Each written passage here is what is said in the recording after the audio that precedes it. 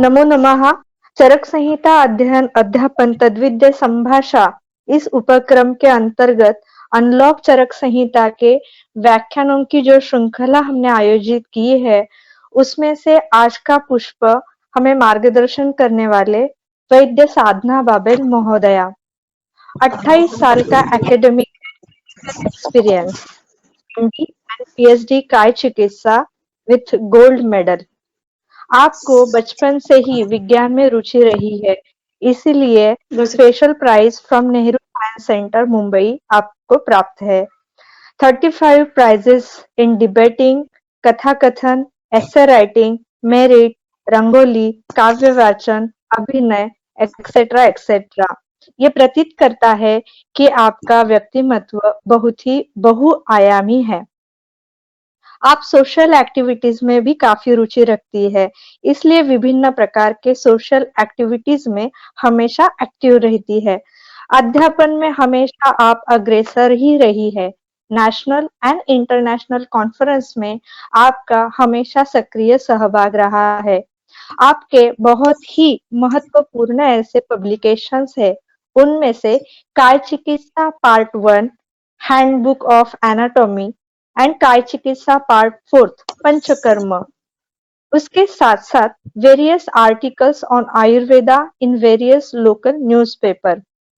आप secretary institutional ethics committee at CARC Akurdi वहां पे है, और आप नीमा के भी स्टेट एंड मेंबर्स है। आपका रिसर्च वर्क काफी सराहनीय है। उनमें से कुछ रिसर्च वर्क यूज ऑफ मात्रा बस्ती इन प्रवाहिका, यूज ऑफ बोधि वृक्ष कषाय इन वात रक्त, cholesterol lowering effect of fenugreek etcetera. ये यादी बहुत ही लंबी है। आपने पीजी और पीएचडी के 11 से भी ज्यादा रिसर्च प्रोजेक्ट किए हैं। अनेक विद्यार्थी आपसे प्रभावित है। बुद्धिमान चिकित्सक होते होते आप ज्ञान संपन्न गुरु भी है, और एक उत्तम व्यक्ति के रूप में हमेशा सभी लोग आपसे प्रभावित रहते हैं। बिना समय व्यतीत किए हुए मैं आपसे अनुरोध करती हूँ कि अनुक्त व्याधि विचार इस विषय पर आप हमें मार्गदर्शन करें। धन्यवाद। धन्यवाद सारिका। नमो नमः। Good afternoon everyone. सर्वप्रथम मैं परम आयुर्वेद के वैद्य महेश जी एवं वैद्य सारिका भुजबल इनका अभिनंदन करती हूँ। लगातार ये जो चरक संहिता अध्ययन अध्यापन तद्विद्या संभाषा का उपक्रम जो चालू है, और इसमें तन मन और धन से इन्होंने जो आयुर्वेद का झंडा लहराने के लिए काम किया है, कर रहे हैं, वो सराहनीय है। सद्य परिस्थिति में भी इन्होंने ये उपक्रम खंडित होने नहीं दिया, और लॉकडाउन में भी अनलॉक चरक संहिता का आयोजन किया है। आज इस श्रृंखला में 186 पुष्प का व्याख्यान देने के लिए मुझे आमंत्रित किया, इसीलिए आभार भी। आज का हमारा व्याख्यान का विषय है अनुक्त व्याधि विचार। एक्चुअली अनुक्त व्याधि विचार ये बहुत ही वास्ट सब्जेक्ट है और बहुत ही महत्वपूर्ण मायने रखता है जब हम चिकित्सा करते हैं कोई भी व्याधि की। इसीलिए आज के व्याख्यान के लिए मैंने ये जो विषय है ये चुना है। अनुक्त व्याधि का मीनिंग क्या है, अनुक्त व्याधि की डेफिनेशन क्या है, किसे अनुक्त व्याधि कहते हैं, या अनुक्त व्याधि का विचार कैसा करना चाहिए। अगर हम इसको व्याधि बोलते हैं या चिकित्सा का विचार करते हैं, तो ऑब्वियसली अनुक्त का व्याधि का विचार करते समय निदान पंचक, व्याधि विनिश्चय एवं चिकित्सा सिद्धांत के अनुसार ये कैसा करना चाहिए कि हमें इस सिद्धांत के अनुसार अभ्यास करके एक यशस्वी और शुद्ध चिकित्सा हम कर सकते हैं। लेकिन इसके बारे में तो हमारे संहिता में क्या क्या मार्गदर्शन किया है, वैसे ही जैसे संहिता में मार्गदर्शन किया है, और हम जब प्रैक्टिस करते हैं एवं चिकित्सालय में रुग्ण देखते हैं, तो हमारा अनुभव क्या आता है, आ सकता है, इस बारे में आज हम इस लेक्चर में थोड़ा सा प्रकाश डालेंगे। मैं कोशिश करूंगी कि मेरे हिसाब से मुझे जितना ज्ञान है उतना देने की यहाँ मैं कोशिश करूंगी।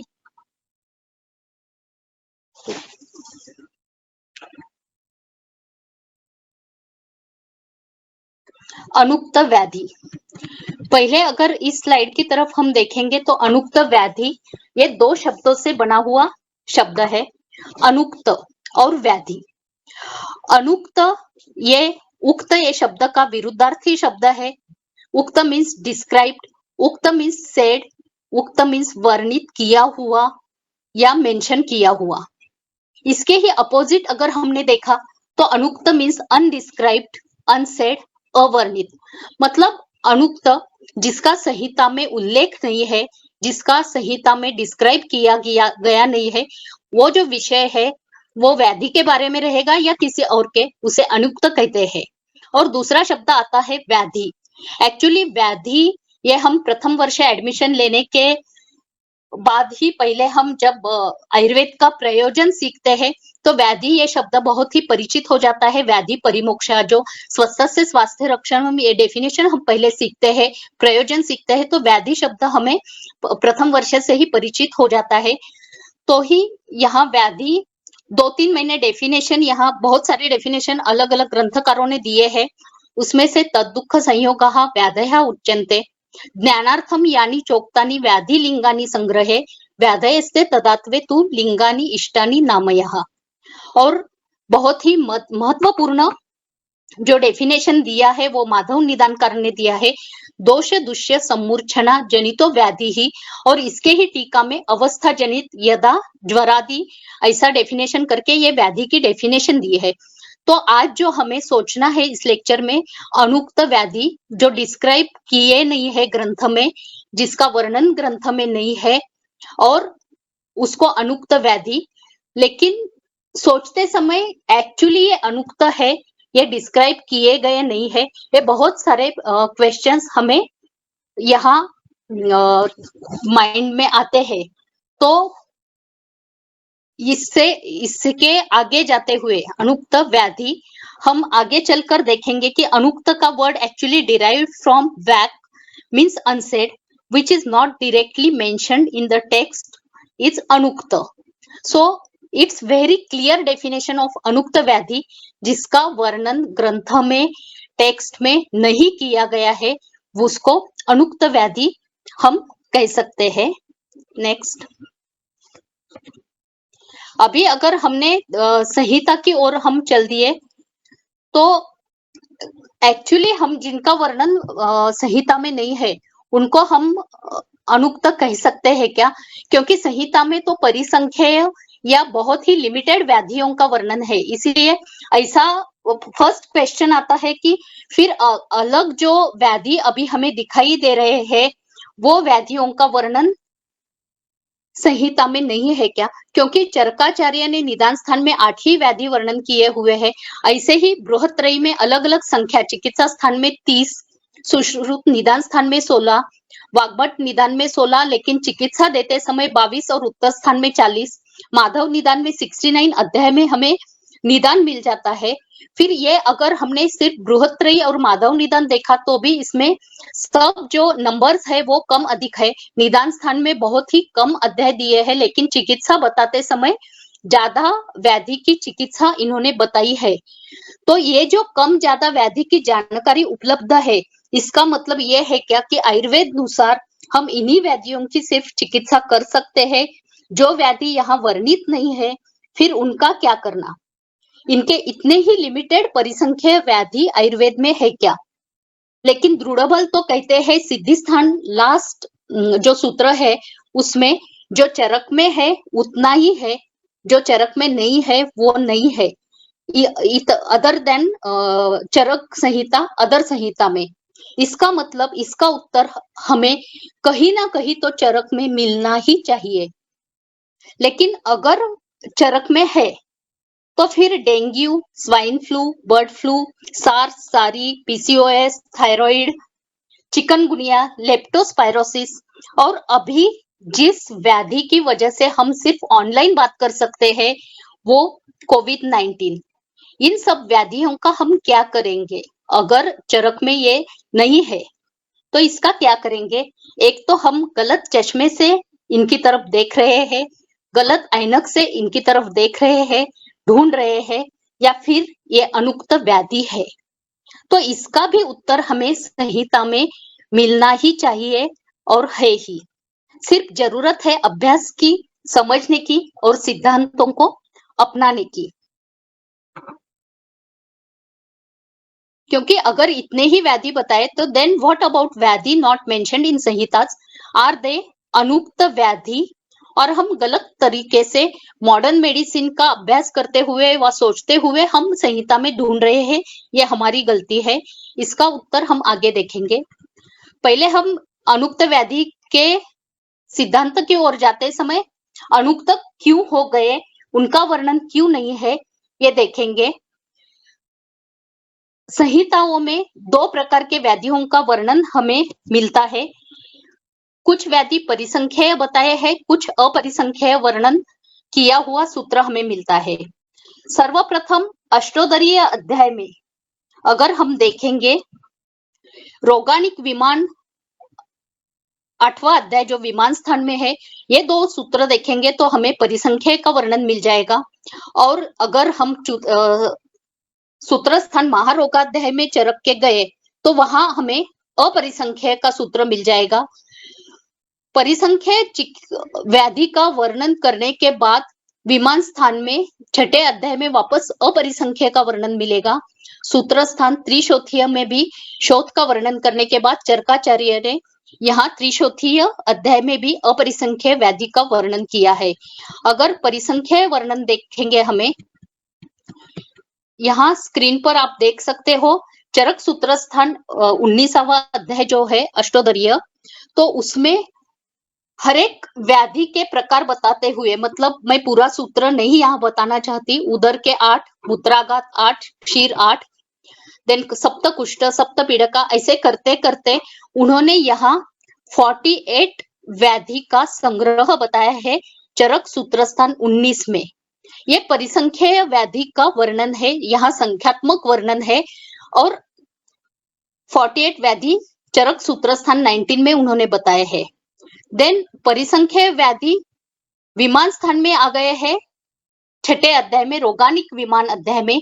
यहाँ उन्होंने प्रभाव भेद, बल भेद, अधिष्ठान भेद, सब प्रकार के भेद करके दो दो प्रकार उन्होंने बताए हैं। आशय भेदाने, अधिष्ठान भेदाने, ऐसे उन्होंने प्रकार यहाँ बताए हैं।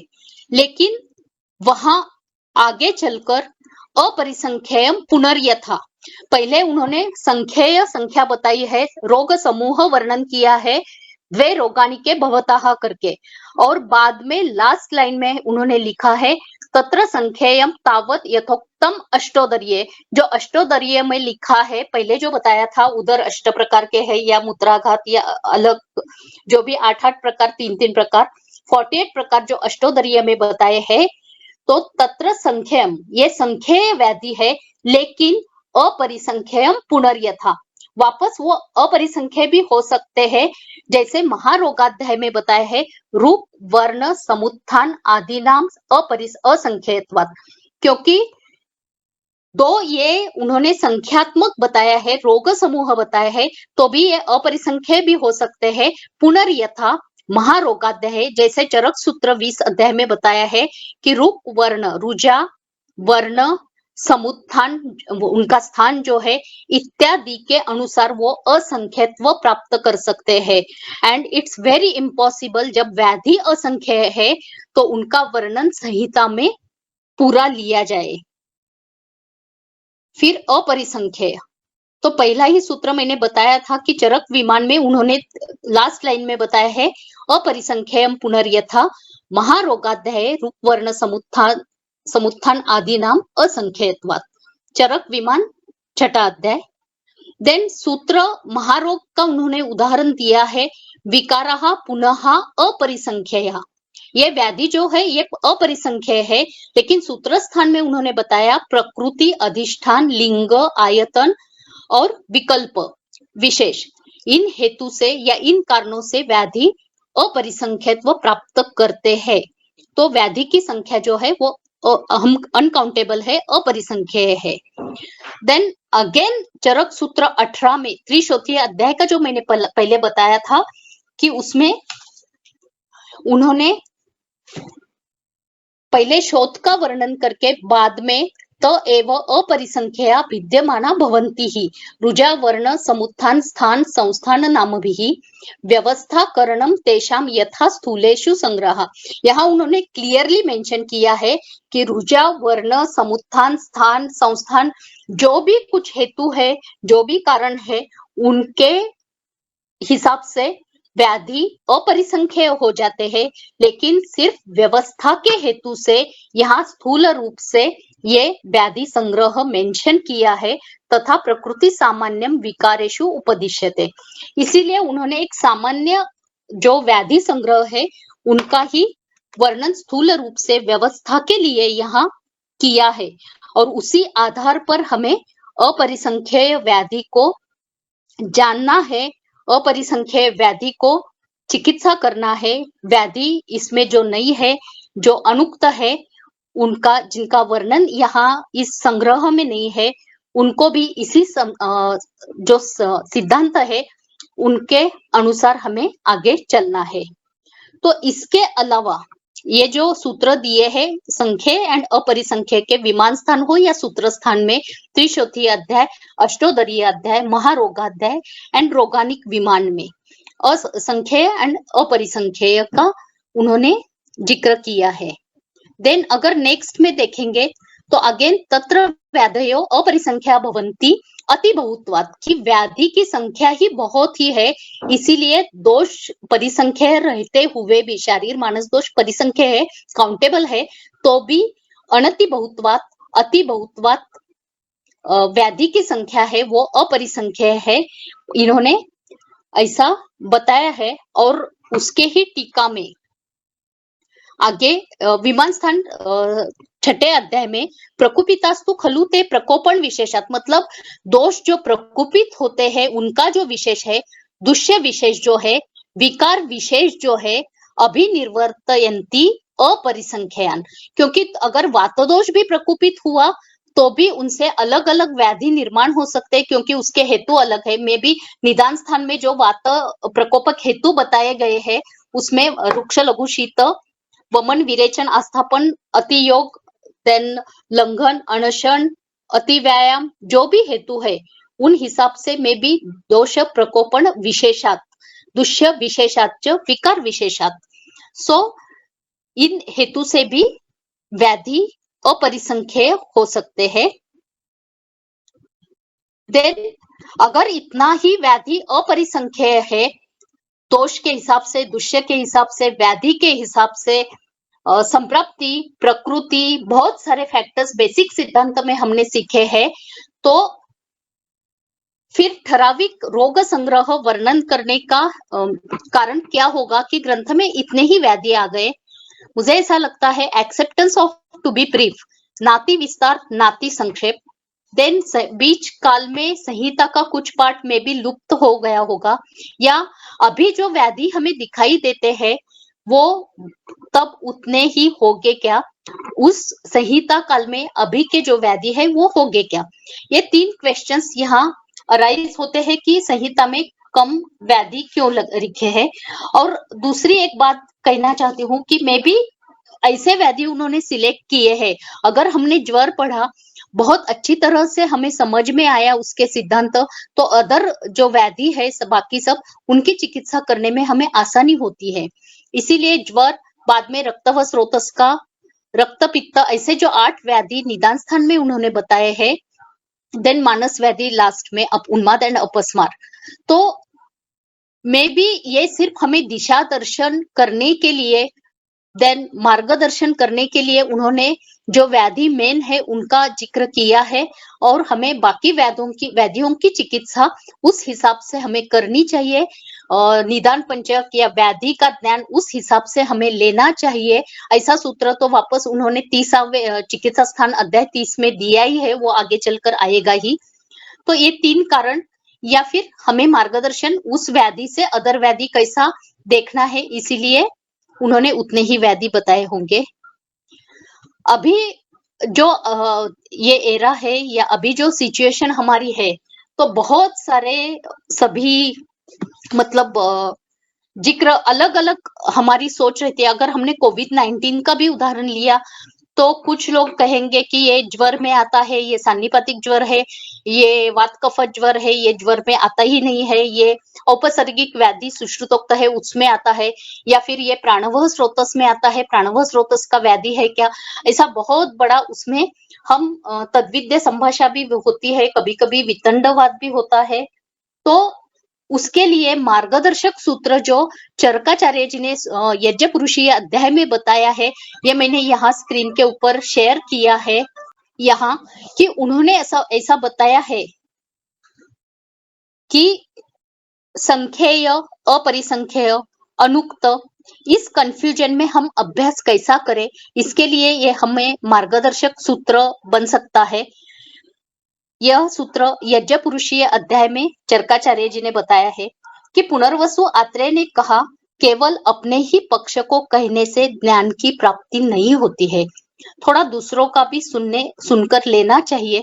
केवल मैं बोलता हूँ वही सत्य है या मुझे ही आता है, ऐसा दृष्टिकोण नहीं रखना चाहिए।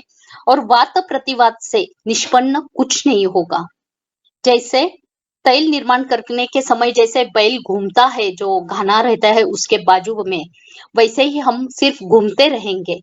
सो हमने सिद्धांतों के बल पर चलना चाहिए, चिंतन करना चाहिए। वर्णित या उक्त, अनुक्त आयुर्वेद में जो उल्लेख नहीं है, इसमें भी हमें आगे जाकर मूल सिद्धांत के अनुसार बहुत सारा चिंतन करना चाहिए। जिस भावों की एशाम एव ही भावानाम संपत संजयत नरम, जो भावों की साम्यता या संपत्ति पुरुष की उत्पत्ति होती है, उन्हीं में विषमता निर्माण होने के बाद व्याधियों की उत्पत्ति होती है। ऐसा भी आगे चलकर उन्होंने दिया है। यहाँ सेकंड लाइन में उन्होंने दिया है, म एवं वोचत तत्वम ही दुष्प्रापम पक्ष संश्रयात। तो पक्ष संश्रयात मीन्स दुराग्रह। दुराग्रह जब भी हम डिस्कशन करते हैं या फिर कुछ भी सोचते हैं, तो उनका चिंतन करना चाहिए। दुराग्रह ना करते हुए दुराग्रह रूपी अंधकार को हमें दूर किए बिना तत्व ज्ञान की प्राप्ति नहीं होगी। यहाँ जो अध्यात्म शब्द आया है इस सूत्र में, अध्यात्म मीन्स वाद संघटनम अध्यात्मम अनुचिंत्यताम। तो अध्यात्म मीन्स तत्व चिंतन। जो भी आयुर्वेद के बेसिक सिद्धांत है उनका हमें चिंतन करना चाहिए, ना तो सिर्फ दुराग्रह रख के या फिर पक्ष संश्रयात जो शब्द है दुराग्रह, वैसा ना रखते हुए एक्सेप्टेंस की भूमिका हमें रखनी चाहिए, या वादान सप्रतिवादान। ऐसे हिसाब से जो भी आयुर्वेद के बेसिक सिद्धांत है उसके ऊपर चल के हमें आगे जाना है। जो उक्त रहेंगे या अनुक्त व्याधि रहेंगे तो ही हम आयुर्वेद को आगे ला सकेंगे। क्योंकि अभी के परिस्थिति या सिचुएशन के बारे में मैं ज्यादा बताना नहीं चाहती, लेकिन जो भी हम झगड़ रहे हैं कि हमें पेशेंट देखने हैं, हमें पेशेंट ट्रीट करने हैं, तो भी यहाँ कहीं ना कहीं तो भी हम कम पड़ रहे हैं। हमारे एफर्ट्स हम ले रहे हैं, लेकिन वाद प्रतिवाद या पता नहीं क्या होता है। लेकिन मुझे इतना ही अभी कहना है कि इसमें से दुराग्रह ना रखते हुए हमें आगे जाना है।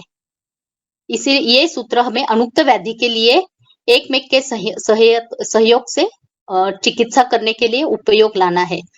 यहाँ तो बहुत ही बड़ा काम आसान हमारे लिए कर दिया है कि ये त्रिशोथी अध्याय में के 2 सूत्र है। इन्होंने पहले शोथ का वर्णन किया है, फिर व्याधि, संख्येय, अपरिसंख्येय इनका भी वर्णन किया है, और बाद में क्लियरली मेंशन किया है हर एक विकार को नाम देने में अगर हम अकुशल रहे, अनसक्सेसफुल रहे, तो भी कुछ बिगड़ता नहीं है। क्योंकि हर व्याधि को नाम देना इतना आसान नहीं है, संभव नहीं है। तो अगर हम नाम ना भी दे सके तो भी हम चिकित्सा कर सकते हैं, क्योंकि व्याधि अपरिसंख्येय है। तो यहाँ विकार नामा कुशलो न जिरियात कदाचन न ही सर्व विकाराणाम नाम तो अस्ति ध्रुवा स्थिति ही। तो हमें इसके जो भी हमारे सामने रुग्ण आता है उसके जो लक्षण है उसकी जो सभी हम हिस्ट्री लेते हैं, रुग्ण परिपत्रक तैयार करते हैं, उसका प्राकृत और विकृत दोनों तरफ से परीक्षण करते हैं, तो उसको अगर हम नाम नहीं भी दे सके, अगर उसमें हम ज्वर, रक्तपित्त, गुल्म इसमें नहीं बिठा सके तो कोई बात नहीं है, लेकिन हम उनकी चिकित्सा कर सकते हैं, क्योंकि आगे चलकर उन्होंने कहा है अपरिसंख्य के बारे में, स एव कुपितो दोषः समुत्थान विशेषतः स्थानांतरगतश्चैव जनयन्ति आमयान बहु, कि जो एक ही दोष अगर प्रकुपित है तो भी वो स्थान भेद से, हेतु भेद से या एक ही स्थान पर अनेक व्याधि निर्माण कर सकते हैं।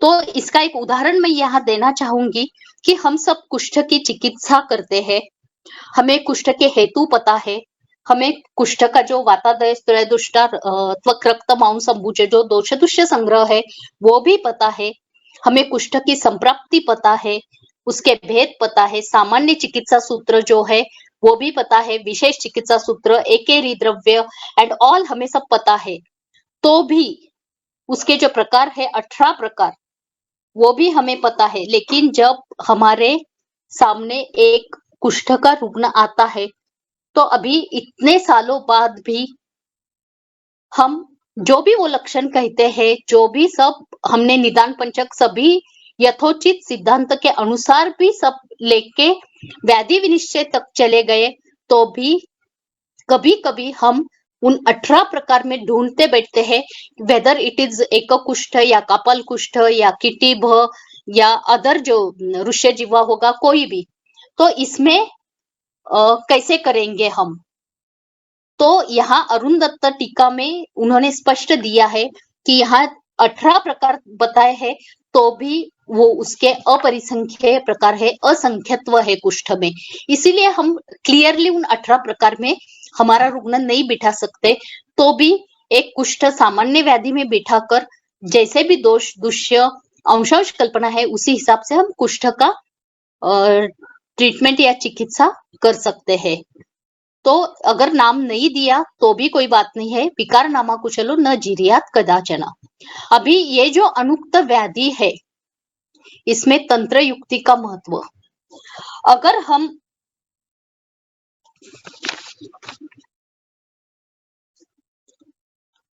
अनुक्त व्याधि को समझना है, हमें कैसे समझेंगे, तो इसमें तंत्र युक्ति का वर्णन हम महत्व या तंत्र युक्ति का आधार यहाँ ले सकते हैं।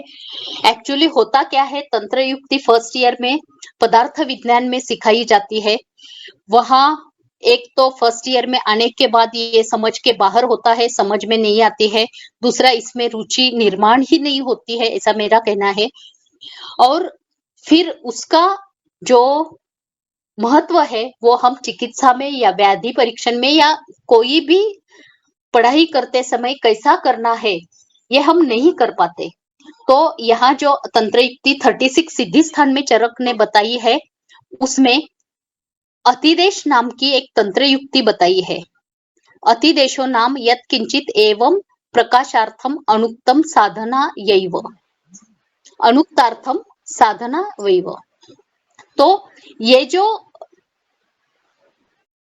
तंत्र युक्ति है, तंत्र मीन्स टेक्निक एंड युक्ति, आपको युक्ति प्रमाण या युक्ति पता है, तो ये जो टेक्निक है कि अतिदेश तंत्र युक्ति जो बताई है उसका हम यूज करके अनुक्त व्याधि का अध्ययन कर सकते हैं।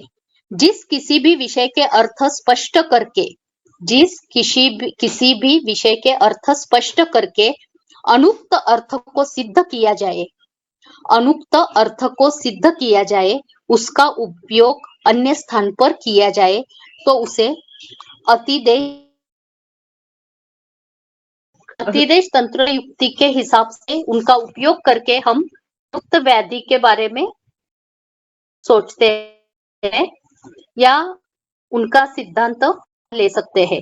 तो अतिदेश तंत्र युक्ति क्या है, तो जिस किसी भी विषय के अर्थ स्पष्ट करके अनुक्त अर्थ को सिद्ध किया जाए तो उसका उपयोग अन्य स्थान पर किया जाए और कहा जाए, परिभाषित किया जाए या समझा जाए, तो उसको अतिदेश तंत्र युक्ति कहते हैं।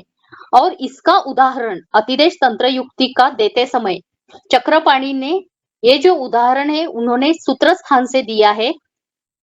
यत् अन्यत् अपि किंचित स्यात् अनुक्तम इह पूजितम कृन्तम तद अपि चात्रेय सदैव अनुमन्यते। ये उन्होंने चक्रपाणी ने जो उदाहरण दिया है टीका में अतिदेश तंत्र युक्ति का, वो सूत्र स्थान अध्याय 8 से दिया है। तो इसमें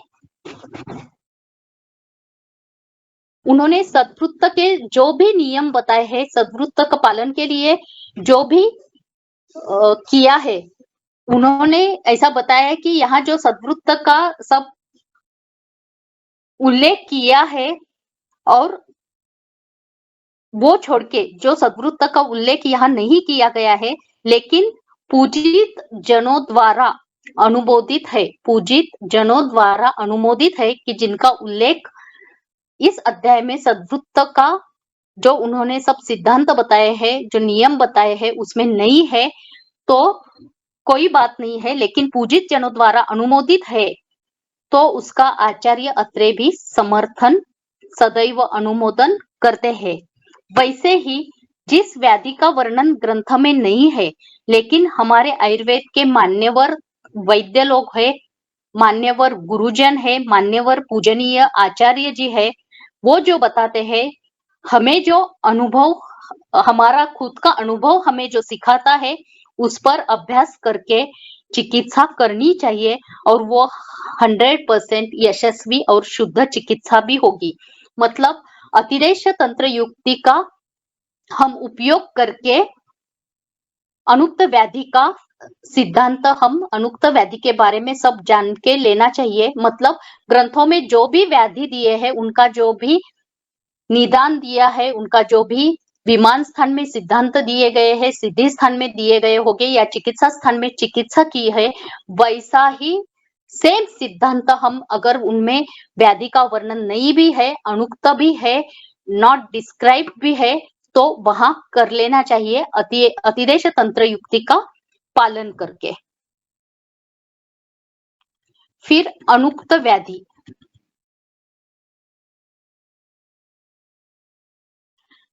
अतिदेश में एक उदाहरण लेंगे कि अगर ज्वर हमें समझ में आए तो बाकी सब व्याधि बिल्कुल समझने में आसानी होती है, क्योंकि ज्वर में दोष भी है, अग्नि भी है, सामनिराम अवस्था भी है, वेगावस्था भी है, धातुगता अवस्था भी है, जो भी है चिकित्सा सिद्धांत भी अलग अलग प्रकार से बताए गए हैं। ये सबका अतिदेश तंत्र युक्ति यूज करके हम अदर अनुक्त व्याधि के ऊपर वैसे ही सिद्धांत का पालन हम कर सकते हैं। यहाँ चरक सूत्र स्थान में दोषों का महत्व इन्होंने बताया है। पहले 19वें अध्याय में जो दोषों का वर्णन उन्होंने महत्व बताया है, उसमें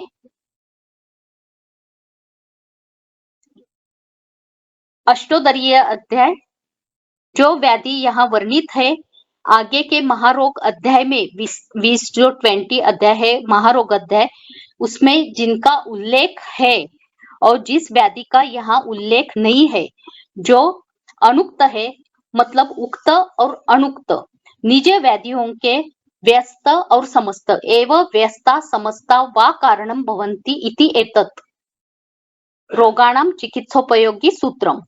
तो अगर अष्टोदरीय अध्याय में जो व्याधि बताए हैं वो परिसंख्य है, महारोग अध्याय में जो व्याधि बताए हैं वो उक्त है, अगर यहाँ नहीं भी बताए हैं वो जो अनुक्त व्याधि है, वो व्याधि भी व्यस्त और समस्त रूप में उनके सबके उक्त हो या अनुक्त हो, उनका हेतु उनके जो है वो त्रिदोष ही है। और त्रिदोष का महत्व बताने के बाद चक्रपाणी ने इस टीका में ये वर्णन किया है, एवं व्यस्ता समस्ता वा कारणम भवति इति एतत्, त्रिदोष ही सब व्याधि के कारण है और उसके हिसाब से ही रोगाणाम चिकित्सोपयोगी सूत्रम दर्शयितुम सर्व इत्युक्ता अनुक्ताश्च। उक्त या अनुक्त हो, त्रिदोष को छोड़ के हम चिकित्सा नहीं कर सकते हैं। और उसमें आगे भी लिखा है कि सर्वम इत्यादि में किया है, उन्होंने सब इसका एक वर्ड में जो उल्लेख किया है, सर्वम इति आदि। देन नेक्स्ट सुश्रुताचार्य के ओर हम अगर गए तो इस सूत्र में उन्होंने लिखा है सर्वेषां च व्याधीनां वात पित्त श्लेष्माणम एवं मूलम तत्लिंगम, मतलब सर्व व्याधि के मूल है वो वात पित्त श्लेष्म ही है। इसीलिए यथा ही कृष्णम विकार जातम विश्व रूपेण अवस्थितम सत्व रजस तमासी न व्यतिरिच्यन्ते। तो जब भी हम उक्त हो या अनुक्त हो, त्रिदोष का महत्व अनन्य साधारण है। सुश्रुत में आगे चलकर उन्होंने रस प्रदोषज, रक्त प्रदोषज, मांस प्रदोषज, ऐसे धातु प्रदोषज व्याधियों का भी वर्णन किया है, लेकिन उसके बाद में उन्होंने स्पष्ट किया है कि जैसे हम गरम जो घृत से अगर जल गया तो हम बोलते हैं सामान्य या व्यवहार में कि घृत से जल गया, लेकिन वो एक्चुअली घृत से नहीं होता है, उसमें जो अग्नि है उससे जलन होती है, जल जाता है। उसी प्रकार से यदि उन्होंने रस प्रदोषज, रक्त प्रदोषज या ऐसे व्याधि वर्णन किए हैं, तो भी ऐसे व्याधि नाम देने के बाद भी उसका मूल है वो सर्वेषां च व्याधीनां वात पित्त श्लेष्माणम एवं मूलम। तो पहला सिद्धांत अनुक्त व्याधि हो या उक्त व्याधि हो, उन्हें हमें त्रिदोष को भूलना नहीं है और वो अनन्य साधारण महत्व है। तो ये जो अनुक्त व्याधि है, तो इनकी परीक्षा हम कैसे करेंगे कि जो ग्रंथ में उल्लेख ही नहीं है उनका। तो रोगम आदौ परीक्षित तत् अंतरम औषधम ततः कर्मम विषक पश्चात ज्ञान पूर्वम समाचरित, कि पहले रोग की परीक्षा करना है सभी तरफ से। जो जो परीक्षा रोग या व्याधि की है वो परीक्षा करके बाद में औषध की योजना करनी है। तथा कर्मम विषक पश्चात ज्ञान पूर्वम समाचरित, बाद में फिर उन्होंने चिकित्सा करना है। ऐसा नहीं देखना है कि हमारे पास जो ब्रोशर्स या एमआर लेके आते हैं तो उसमें इस व्याधि में ये औषध है, तो वो औषध से वो व्याधि जानकर चिकित्सा उल्टी नहीं करनी है। पहले रोग का परीक्षण करना है और बाद में विषक पश्चात ज्ञान पूर्वम समाचरित, ये महारोगाध्याय में चरकाचार्य जी ने पहले ही स्पष्ट किया है। इसीलिए अनुक्त व्याधि की परीक्षा भी उक्त व्याधि जैसी ही हमें करनी है। दूसरा सूत्र आता है दीर्घ जीवितीय अध्याय में बताया है, ये बहुत ही महत्वपूर्ण सूत्र है। योगम आसाम तु यो विद्या देश कालोपपादितम पुरुषम पुरुषम वीक्ष सज्ञेयो भिषक उत्तमम। जो हरेक रुग्ण की, हर एक पुरुष की चिकित्सा देश काल के हिसाब से करता है, उसका पढ़ाई करके या उसका सिद्धांत के अनुसार करता है, वो भिषक उत्तम है। ऐसा स्पष्ट इन्होंने दीर्घ जीवितीय अध्याय में बताया है कि पुरुषम पुरुषम वीक्ष। अभी भी आपने अगर देखा होगा कि हम ऐसा नहीं कर पा रहे हैं कि कोविड पॉजिटिव का पेशेंट है, कोई भी साइन सिम्टम्स लेके आया है तो ये चिकित्सा देनी है हमें पुरुषम पुरुषम वीक्ष, क्योंकि हर एक रुग्ण की संप्राप्ति अलग है, हर एक रुग्ण का हेतु अलग है। मे बी एक समवायी हेतु कोरोना वायरस भी पकड़ा है, तो भी बाकी कहाँ से आया, क्या हुआ, विक्टिम के पास गया था या कहाँ से वो इन्फेक्शन कैच हुआ, और उस रुग्ण की प्रकृति, बल, दूसरे देश, सबका आकलन करके ही हम चिकित्सा दे पा रहे हैं।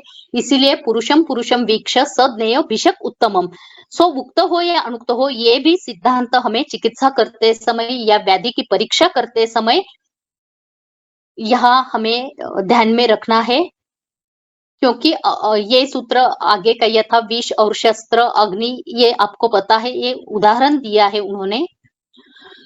फिर पुरुषम वीक्ष, इसके अंतर में ये सूत्र हम पहले फर्स्ट ईयर से करते आ रहे हैं। दुष्यम देशम बलम कालम अनलम प्रकृतिम वयः सत्वम सात्म्यम तथा आहारम अवस्थाश्च पृथक्विता। ये अवस्था के अनुसार ये दुष्य, देश, बल, काल, इस सब ये जो बताए गए प्रकृति, वय, ये सबका अभ्यास करके परीक्षण करके बाद में हमें चिकित्सा करनी है रोग का। रोगम आदौ परीक्षित। देन चरक विमान स्थान की तरफ अगर हम जाए तो त्रिविधम खलु रोग विशेष विज्ञानम भवति। रोग की जो कई जो कोई भी ज्ञान हमें लेना है उसके रोग विशेष विज्ञान आप्तोपदेश में हमारे गुरु रहेंगे, हमारे ग्रंथ रहेंगे। और अगर हम ऐसे देखेंगे तो वेबिनार्स भी आते हैं, गूगल भी आता है और नेट भी आता है अभी के सिचुएशन में। देन प्रत्यक्षम एंड अनुमान, ये 3 है, ये ज्ञानोपाय है, रोग विशेष विज्ञानम, इसका भी हमें ध्यान रखना है।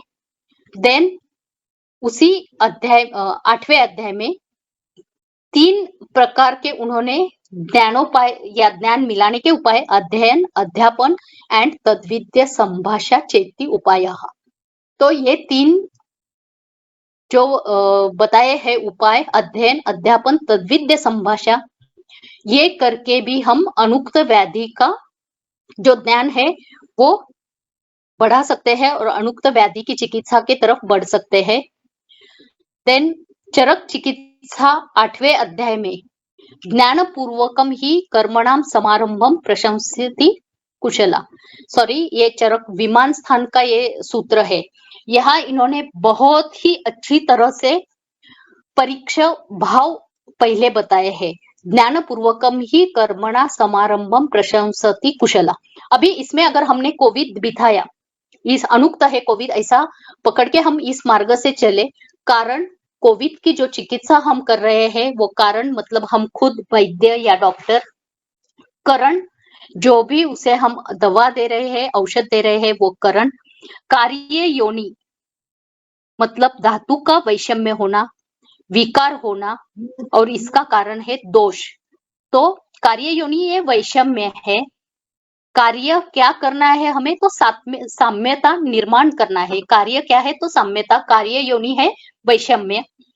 देन कार्यफल हमें क्या चाहिए, आरोग्य प्राप्ति, सुख प्राप्ति, और एविडेंस बेस्ड एरा में Covid positive, Covid negative report के बारे में, ये कार्यफल है। अनुबंध है कि उसको आयु वर्धन होना चाहिए। अनुबंध ये आयु का एक पर्यायी शब्द है, आयुष्य वर्धन होना चाहिए।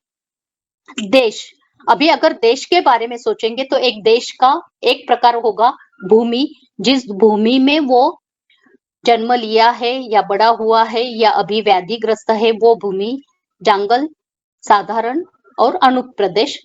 और दूसरा देश है आतुर, जो आतुर देश है। फिर उसका आगे उन्होंने दशविध परीक्षा में परीक्षण बताया है। तो पहले वैद्य, औषध, देन वैषम्य, जो उनको हमें साम्यता लानी है उसको, उससे फिर कार्यफल देना है, फिर आरोग्य प्राप्ति या अपुनर्भव करना है, वापस वो पॉजिटिव या लंग फाइब्रोसिस में ना जाए, दैट इज अनुबंध। देश मतलब भूमि और आतुर देश। देन काल है भगवान बताया गया है काल को। काल हम सभी प्रकार से यहाँ चिकित्सा करते समय, अनुक्त व्याधि का सोचते समय या सिद्धांत लाते समय काल का महत्व अनन्य साधारण है।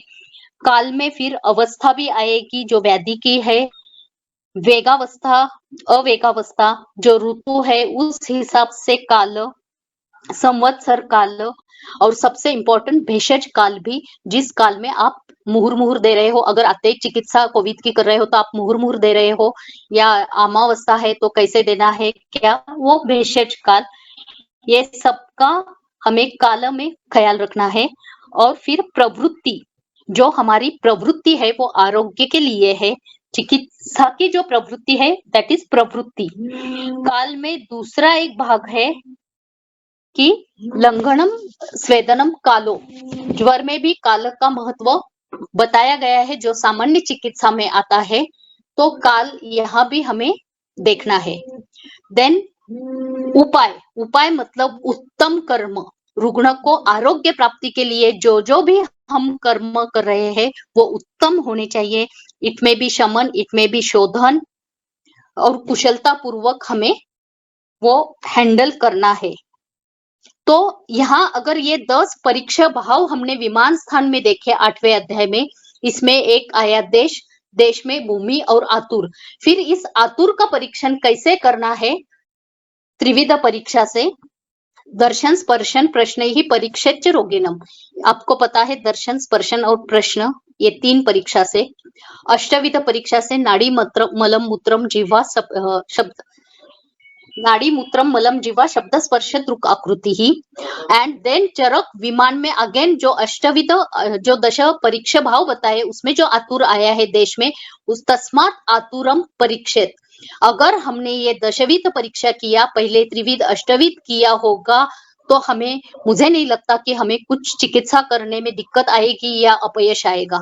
तस्मात आतुरम परीक्षित प्रकृतितश्च विकृतितश्च सारतश्च सहनतश्च प्रमाण सात्म्य सत्व आहार शक्ति व्यायाम शक्ति वय बल प्रमाण विशेष ग्रहण हेतु हो। अगर हमने हर एक रुग्ण उक्त हो या अनुक्त हो, अगर जो भी चिकित्सालय में आता है, अगर ऐसा परीक्षण हमने ब्रीफ में भी किया तो मुझे नहीं लगता है कि हमें चिकित्सा अयशस्वी होगी। तो अनुक्त व्याधि का परीक्षण कैसे करना है, तो सबसे पहले तो परीक्षण वेरी इंपॉर्टेंट कि ये व्याधि है तो ये चिकित्सा, व्याधि प्रत्यनिक चिकित्सा यहाँ ना देते हुए, क्योंकि व्याधि प्रत्यनिक व्याधि का वर्णन ग्रंथ में है, यहाँ हम व्याधि प्रत्यनिक चिकित्सा नहीं दे सकते, यहाँ बहुत ही सूक्ष्म विचार हमें करना पड़ता है। इसीलिए ये सब परीक्षा जो पहले से रोगम आदौ परीक्षित, देन पुरुषम वीक्ष सज्ञेय विषक उत्तमम दुष्यम देशम बलम कालम, देन अप्तोपदेश प्रत्यक्षम अनुमान अध्ययन अध्यापन तद्विद्य संभाषा। यहाँ मैं एक और इंक्लूड करना चाहूंगी युक्ति प्रमाण। बहुत ही युक्ति से भी हमें चिकित्सा करनी पड़ती है। मे बी वो विरुद्ध चिकित्सा होते हुए भी कभी कभी प्राण प्रत्यागमन के लिए भी विरुद्ध चिकित्सा करनी पड़ती है। देन ये दश परीक्षा भाव चरक विमान स्थान में बताए हैं, और उस परीक्षा भाव में अगर हमने एक व्याधि बिठा दिया तो हमारा कर्तव्य हम कैसे पार कर सकते हैं। फिर पहले आतुर परीक्षा, त्रिविध अष्टविध दशविध परीक्षा। ये परीक्षा होने के बाद हमारे दिमाग में जो भी सब संकलन होगा उसमें दोष क्या है, सिर्फ वात पित्त कफ में ना जाते हुए उनके भी 5 जो प्रकार है, प्राण उदान व्यान रहेगा, साधक पित्त रहेगा, क्लेदक कफ रहेगा, जो भी अंशांश कल्पना है वो तुष्य में धातु रहेंगे, उपधातु रहेंगे, मल रहेंगे, सूक्ष्म मल जो धातुओं के बताए हैं, कफा सपित्तम पवन नख इत्यादि वो भी रहेंगे, उन दुष्यों का विचार। देन स्थान मतलब उद्भव स्थान कहाँ हुआ है, जो दोष प्रकोपित है अगर उसका भी वो स्थान है तो चिकित्सा थोड़ा सा डिफिकल्ट होता है या असाध्य या कष्ट साध्य की तरफ स्थान बल से जाता है। स्थान, पूर्व रूप और व्याधि, ये पंच ज्ञानोपाय है।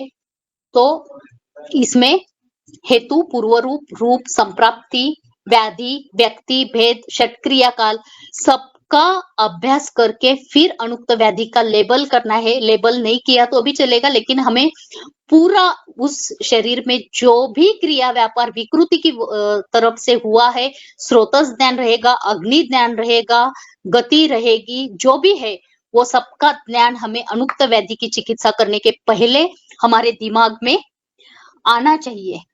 क्योंकि यहाँ पहले जो मैंने बताया है विमान स्थान का रेफरेंस जो है प्रवृत्ति, यहाँ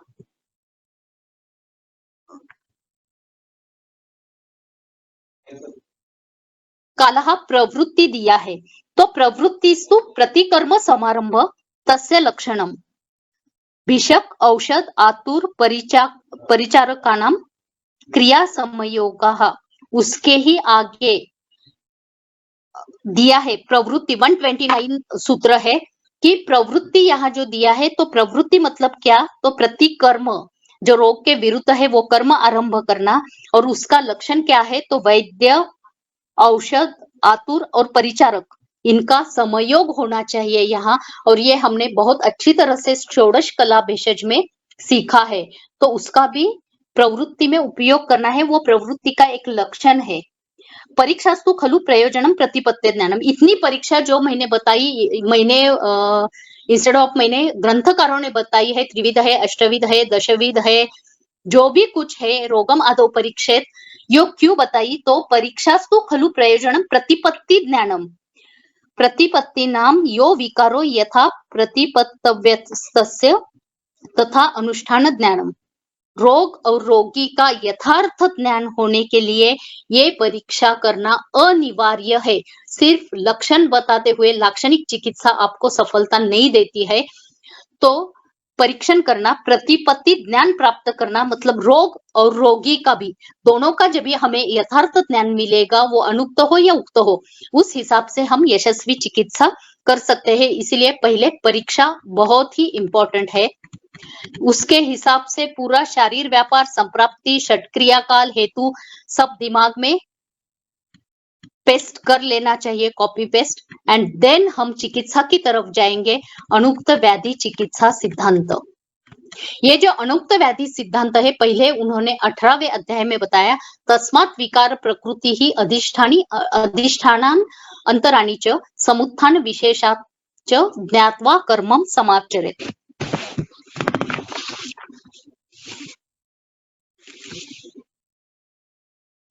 ही यहाँ तस्मात् विकार प्रकृति ही, रोग प्रकृति, प्रकृति मतलब स्वभाव बताया है, लेकिन अगर हम ज्वर अध्याय चिकित्सा स्थान में जाएंगे तो तस्य प्रकृति उद्दिष्टाः दोषाः शारीर मानसाः बताया है कि ये जो दोष है ये प्रकृति है, स्वभाव है, ये प्रकृति है। देन दूसरा है अधिष्ठान, अधिष्ठान मतलब स्थान, रोग उत्पत्ति का, रोग संचार का स्थान।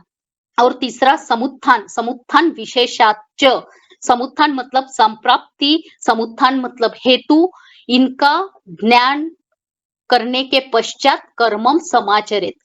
अगर अनुक्त व्याधि है तो उसकी दोष प्रकृति क्या है, मतलब हेतु क्या है, देन अधिष्ठान क्या है और समुत्थान क्या है, ये तीनों का आकलन करके बाद में इनका सम्यक ज्ञान लेते हुए बाद में हम कर्मम समाचरित ही बाद में चिकित्सा जो करेंगे वो फलदायी होगी। अभी ये जो चिकित्सा स्थान 30 योनि व्यापक चिकित्सा अध्याय, उसमें लास्ट में उन्होंने अनुक्त व्याधि का वर्णन किया है। योनि व्यापक चिकित्सा में आस्यात् आमाशय स्थानम ही रोगान नस्तः शिरोगतान गुदात् पक्वाशयस्थश्च हन्ति आशु दत्तम औषधम।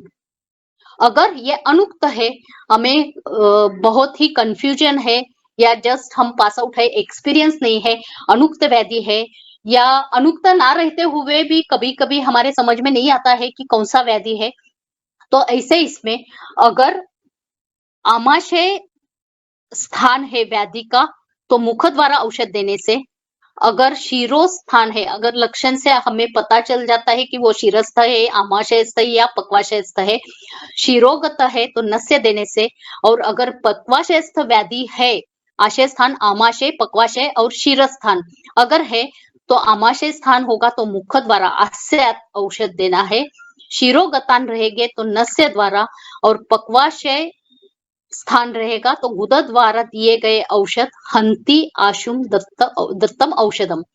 अगर हमें कोई भी कंफ्यूजन है, लेकिन स्थान अगर हमें पता चले आमाशय, पक्वाशय और शिरस्थ, तो हम चिकित्सा इस प्रकार कर सकते हैं अनुक्त व्याधि की भी। बाद में उन्होंने उसके पहले बताया था रोगा ये अपि अत्र न उद्दिष्टा, यहाँ जो उल्लेख किया हुआ नहीं है, बहुत्वात् नाम रूपतः, ये बहु होने के बावजूद, अपरिसंख्य होने के कारण यह लिखा दिया नहीं है, उद्दिष्ट नहीं है, तो तेषाम अपि एतत् एव स्यात् योषादिनम वीक्ष भेषजम, नाम और रूप की अधिकता से, बहुत्वात् नाम रूपतः, नाम और रूप की अधिकता के कारण चिकित्सा स्थान में जिनका उल्लेख किया नहीं है, उन व्याधियों में या अनुक्त व्याधियों में दोष दुष्यादि विचार करके चिकित्सा स्थान में निर्दिष्ट औषधि योग, जो भी 30 व्याधि में चिकित्सा की गई है, जो भी चिकित्सा सिद्धांत का उपयोग किया है, उन सबका सोचकर उसी द्वारा हम चिकित्सा कर सकते हैं। जो भी ये 30 चिकित्सा अध्याय में 30 व्याधि में अगर एनरोल नहीं है या उल्लेख नहीं है, क्योंकि बहुत सारे लक्षण है, बहुत सारे नाम है, इसलिए अपरिसंख्यत्वात् व्याधि है, तो हम चिकित्सा स्थान में 30 व्याधि में जो चिकित्सा सिद्धांत है, 30 व्याधि में जो भी औषधि द्रव्य है, 30 व्याधि में जो भी पंचकर्म व शोधन चिकित्सा बताई है, वो सब हम अनुक्त व्याधि के लिए उपयोग कर सकते हैं।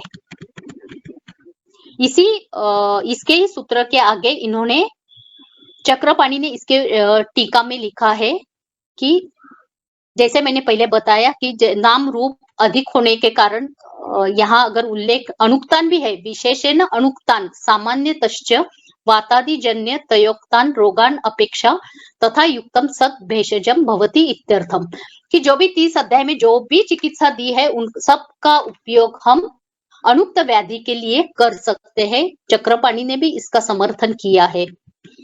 देन इसी अध्याय में दोष दुष्य निदानानाम विपरीतम हितम ध्रुवम उक्तान अनुक्तान गदान सर्वान सम्यक युक्तम नियच्छति। दोष विपरीत, व्याधि, दुष्य विपरीत और निदान विपरीत, ऐसी अगर हम चिकित्सा करें तो उक्त हो या अनुक्त हो हम उसका प्रयोग कर सकते हैं। ये हेतु विपरीत, दोष विपरीत और दुष्य विपरीत चिकित्सा है। यहाँ अनुक्त में व्याधि विपरीत चिकित्सा हम बहुत कम कर सकते हैं। हमें बहुत अच्छी तरह से दोष दुष्य निदान सबका ध्यान रखना पड़ता है। फिर इसके ही टीका में एशाम व्यस्तानाम व यत् विपरीतम हितम इति भेषजम, चक्रपाणी ने बताया है हितकर भेषज उसे कहते हैं जो निदान के व्यस्त व समस्त रूप में विपरीत हो। हितकर भेषज उसे कहते हैं जो निदान के व्यस्त और समस्त रूप में विपरीत हो। इस प्रकार सम्यक रूप से प्रयुक्त औषधि उक्त एवं अनुक्त व्याधि को दूर कर देती है। इसलिए दोष विपरीत, दुष्य विपरीत और हेतु विपरीत चिकित्सा का महत्व अनुक्त और उक्त व्याधि में किया गया है। जैसे सुश्रुत ने कहा है नास्ति रोगो विना दोषे यस्मात् तस्मात् विचक्षणः अनुक्तम अपि दोषानाम लिंगई व्याधिम उपाचरेत। इन्होंने स्पष्ट किया है कि बिना दोष ही व्याधि उत्पन्न ही नहीं हो सकता, तो दोष के अनुसार, लक्षण के अनुसार व्याधि की चिकित्सा करनी चाहिए। ये सुश्रुत ने अनुक्त व्याधि के बारे में बताया है। मतलब पहली चिकित्सा सिद्धांत अगर हम देखेंगे तो विकार प्रकृति अधिष्ठान और समुत्थान का ख्याल करके पूरा पढ़ाई करके बाद में चिकित्सा करना है।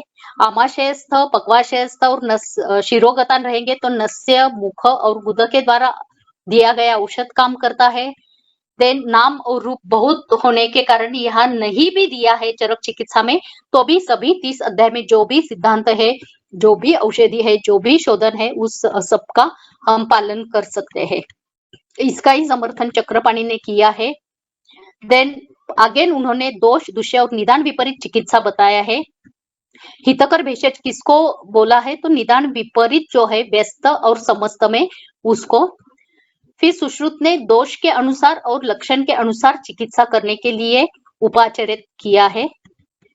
सबसे ये अलग बात है कि तथा अंत संधि मार्गाणाम दोषाणाम गूढ़चारिणाम भवेत कदाचित कार्य अपि विरुद्ध अभिमता क्रिया।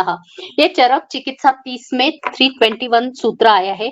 हम जब पढ़ाई करते हैं मार्ग की, बाह्य मार्ग, अभ्यंतर मार्ग और मध्यम मार्ग, संधि मार्ग है ये मध्यम मार्ग है, बट कभी कभी ये जो दोष है तीनों मार्ग में, संधि मार्ग में रहेंगे या मध्यम मार्ग में रहेंगे या बाह्य या अभ्यंतर अंत संधि मार्गाणाम, इतने उसका मार्ग गूढ़ रहता है वो हमारे ध्यान में भी नहीं आता है। गूढ़चारिणाम ये और एक मार्ग है, गूढ़चारिणाम भवेत कदाचित कार्य अपि विरुद्धम अभिमता क्रिया। अगर ऐसा कुछ ध्यान में आ गया कि ये गूढ़चारिण है दोष तीनों मार्ग में, तो वो स्थूल रूप से हमें ध्यान में आता है मध्यम मार्ग का व्याधि है या अभ्यंतर या बाह्य मार्ग का। लेकिन अगर उनमें अंदर की गति है वो अगर गूढ़ गति रहेगी, गूढ़ मार्ग रहेगा, तो फिर उनको जानना बहुत जरूरी होता है। और उसमें अगर क्रिया विरुद्ध भी रहेगी तो वो करनी पड़ती है। और उसमें उन्होंने आगे चलकर डिस्क्रिप्शन चक्रपाणी ने दिया है कि अगर पित्त प्रकोप भी है तो भी वहां स्वेदन चिकित्सा करना या विरुद्ध जो भी है दोष के अनुसार वो सद्य तात्काल उपशम के लिए हमें करनी चाहिए। जो गूढ़चारिणाम इति अंतः संदिगत, गूढ़चारिणा का मतलब है अंतः संदिगतत्वेन अव्यक्त गति नाम दोषानाम। ये अव्यक्त गति है गूढ़चारिणा। ये गति अगर हम पहचान लेंगे या समझ में आएगी तो विरुद्ध अभिमता अपि क्रिया कदाचित भवति, कदाचित वो विरुद्ध भी क्रिया रहेगी तो भी चिकित्सा करनी चाहिए, न केवलम वय बल आदि भेदाः बहवो मताः। केवल वय बल आदि का भेद ना जानते हुए बाकी का भी किंतु अंतः संधि मार्ग दोषानां गूढ़चारिणां भेदाः बहवः चिकित्सा वेक्षणीया मता इति ततो गूढ़चारिणो दोष भेदेन चिकित्सा भेदो भवेत्। जो गूढ़चारी नहा है इसके बारे में गूढ़ दोष कैसे गति पहचाननी वगैरह इसका अलग एक ये रहेगा, उतना अभी मैं नहीं बता पाऊंगी, लेकिन गूढ़ गति या गूढ़ मार्ग या गूढ़ चरण दोषों का ये भी ध्यान में रखना चाहिए सिद्धांत में। और सबसे महत्वपूर्ण ये एक बीच में एक सिद्धांत में बताना रह गया कि अगर दोष विपरीत चिकित्सा करना है हमें, निदान विपरीत करना है या दुष्य विपरीत, तो दोष विपरीत चिकित्सा मतलब कैसा करना है, तो अगर वात दोष है और वो वात दोष की जो अंशांश कल्पना है केवल वात दोष प्रकोपित है इसलिए हम विरुद्ध चिकित्सा विपरीत चिकित्सा नहीं कर सकते, लेकिन अगर हेतु उसमें ही हम हेतु विपरीत चिकित्सा कर सकते हैं। अगर रुक्ष गुण से वात प्रकोप है तो स्निग्ध द्रव्य या स्नेह, लघु से है तो गुरु, शीत से है तो उष्ण, चल से है तो स्थिर, यह अंशांश कल्पना ध्यान में रखते हुए ड्रग ऑफ चॉइस हमारा बदलता है और वैसे दोष विपरीत के साथ हेतु विपरीत चिकित्सा हम कर सकते हैं। अगर अंशांश कल्पना में ऐसा ध्यान में आ गया कि नहीं सभी अंश में प्रकोप है, प्राण है, उदान है, व्यान है, समान है, अपान है और सभी तरफ से ये ज्यादा ही प्रकोपित है, तो वायु पूर्णतः विपरीत अग्रे द्रव्य है वो तैल प्रयोग। तो अंशांश कल्पना में अगर सभी अंश से वायु का प्रकोप है तो हम तैल प्रयोग कर लेते हैं। दूसरा एक सूत्र है शीतेन उष्ण कृतान रोगान शमयन्ति, मतलब शीत से है तो उष्ण, उष्ण से है तो शीत। ऐसे जो ग्रंथ में सूत्र बहुत सारे बताए हैं उसका अवलंबन हम अनुक्त व्याधि की चिकित्सा करते समय कर लेते हैं। देश काल प्रमाणानां सात्म्य असात्म्य से चैव ही सम्यक योगो अन्यथा ही एषां पथ्यम अपि अन्यथा भवेत्। चिकित्सा करने से पूर्व देश काल प्रमाण, प्रमाण मतलब मात्रा, सात्म्य असात्म्य भावों का अगर विचार किया तो ही चिकित्सा फलदायी होती है, अगर नहीं किया तो पथ्यकर औषधि भी अपथ्यकर हो जाती है। इसीलिए देश काल प्रमाणानां सात्म्य सात्म्य से चैव ही, इनका भी ख्याल हमें रखना है। और सबसे बहुत ही इंपॉर्टेंट, उक्त हो अनुक्त हो चाहे कहीं भी हमें अप्लाई करना हो, यो ही सम्यक जानाति शास्त्रम शास्त्रार्थमेव च न कुर्यात् स क्रिया चित्रम चक्षुरिव चित्रकृत। लास्ट में चरक ने चिकित्सा स्थान में बताया है कि जो शास्त्र और शास्त्रार्थ को नहीं जानता है उसे चिकित्सा करने का अधिकार नहीं है। नेत्रहीन व्यक्ति अगर चित्र रचना जैसे नहीं कर पाती, नहीं कर सकती नेत्रहीन रहने के बाद, वैसा ही शास्त्रार्थ ज्ञान नहीं है, शास्त्र ज्ञान नहीं है, तो कोई भी व्यक्ति चिकित्सा का अधिकारी नहीं हो सकता।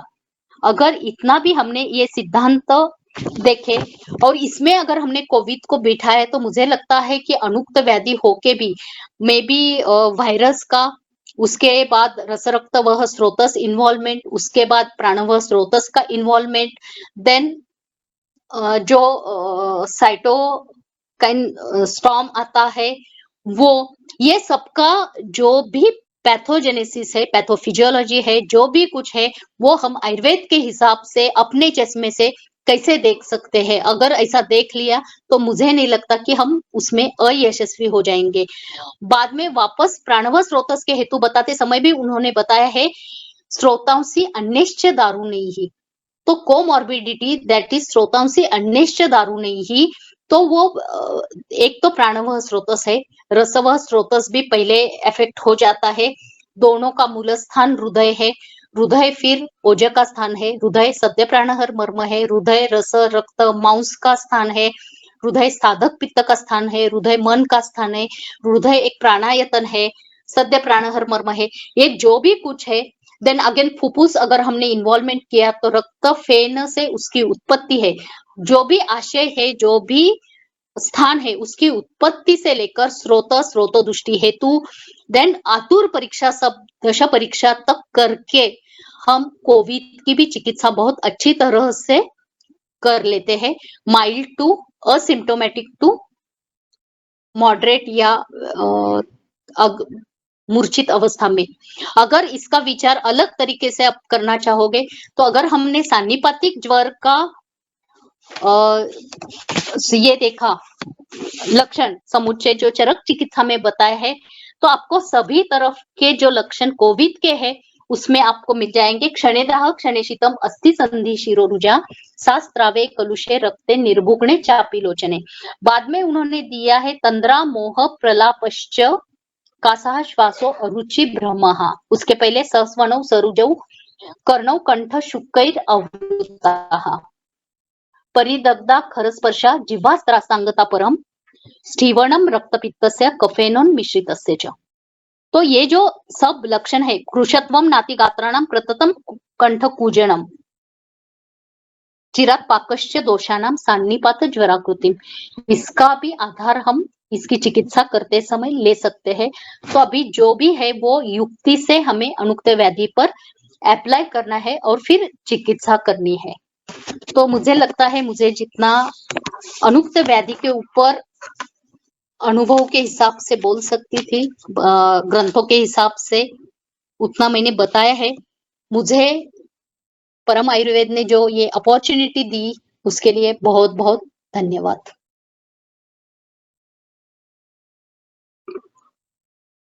धन्यवाद महोदया। अगर अनुक्त इस विषय पे अगर इतना उक्त हो जाता है तो उक्त विषय के बारे में हम कितना सोच सकते हैं या बोल सकते हैं। आपने अनुक्त के बारे में बृहत्त्रयी से लेकर सटीक सभी रेफरेंसेस यहाँ पे दिए। बहुत ही अभ्यासपूर्ण आपका ये व्याख्यान रहा। कुछ क्वेश्चंस है क्या? ले ले, समय है तो ले ले या हाँ चलेगा। हाँ, आवृत्त व्याधि की चिकित्सा कैसे कर सकते हैं या कैसे उसके सोच तो सकते सूत्र ही हैं? बताए। ओह, वो तो बहुत डिफरेंट ही टॉपिक है आवृत्त व्याधि। वो जी, अनुक्त नहीं कुछ है, आप गाइडलाइन उसका देंगे? तो हाँ हाँ उसका स्पेशल लेक्चर लेंगे। जी अवृतत्व जी ये बहुत ही वास्ट सब्जेक्ट है, तो उसका सेपरेट लेक्चर लेंगे हम। इतने कम समय में कैसे जी जी बताएंगे, क्योंकि अवृतत्व के जो भी जी प्रकार है, जो भी है, वो बहुत ही वास्ट है। तो उसके जी बारे में नेक्स्ट या व्हाट्सएप पे पोस्ट डाल दूंगी। ओके जी जी जी। हम्म, बाकी सभी ने क्वेश्चन कुछ नहीं है। सभी ने शुभकामनाएं दी है और लेक्चर अच्छा हुआ है, ओ, यही मैसेजेस ओके है। जी जी। ठीक है बहुत। अ, और अगर किसी को भी कुछ भी कभी भी पूछना है तो कभी भी पूछ सकते हैं फोन करके। ओके जी जी ओके। Thank you. पुनश्च जी, मैं आपका हार्दिक अभिनंदन करती हूँ और धन्यवाद देती हूँ। आपने समय ओके देकर हमें मौल्य मार्गदर्शन किया। जी, आप बहुत पुनर्मिलामः। अच्छी तरह से धन्यवाद। काम करते हो, उसमें हमारा थोड़ा योगदान। आपका आशीर्वाद गुरु आशीर्वाद। Okay bye. जी जी, धन्यवाद। पुनर्मिलामः। सर्वेषामपि पुनर्मिलामः। अग्रिम रविवासरे गाडगीळ महोदयस्य कोष्ठशाखागति एतत् विषये व्याख्यानं भवेत्। तर्हि सर्वे आगच्छतु। धन्यवादः।